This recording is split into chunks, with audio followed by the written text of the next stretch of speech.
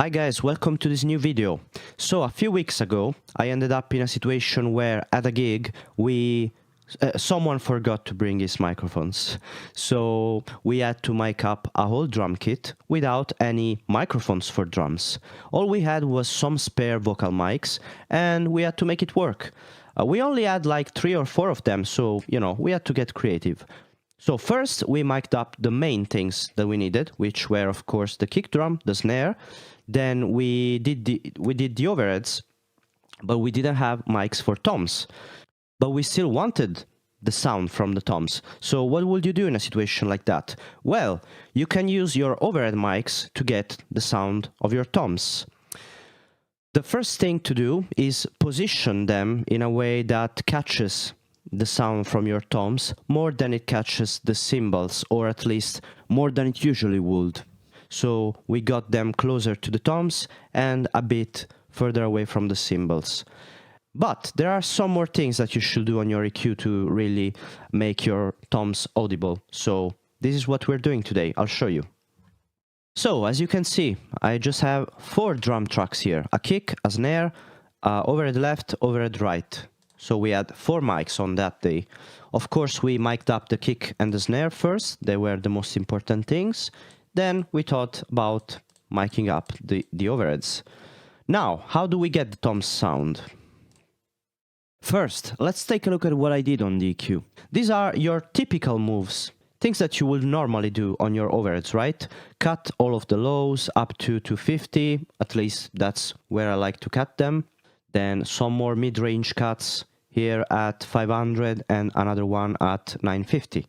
Then I brightened them up a little bit here at 10K. Typical moves that you would normally do on your overheads.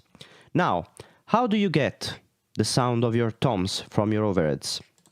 First, let's listen to them as they are and hear what they sound like.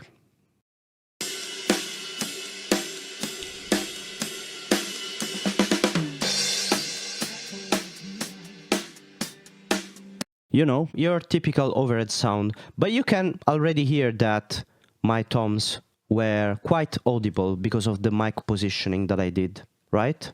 Take a listen. Like, they're not really up front, but you can kinda hear them, but it's not enough. So this is what I do on the EQ to make them very audible. I cut the lows, of course, but not at 250. I leave some room for it. I'm going to cut it at 60 Hz. Why did I pick 60 Hz as a frequency? Because I want to leave my kick drum out. My kick drum lives at 50.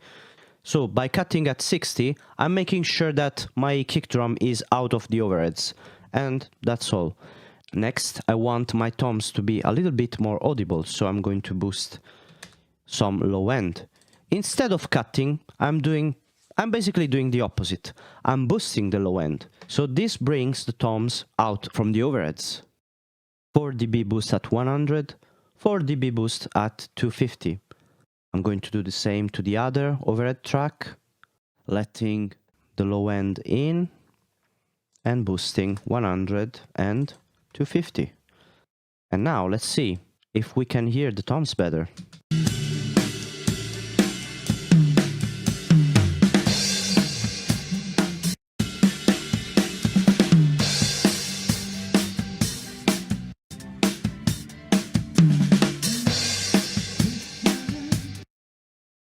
Let's hear the full drum mix.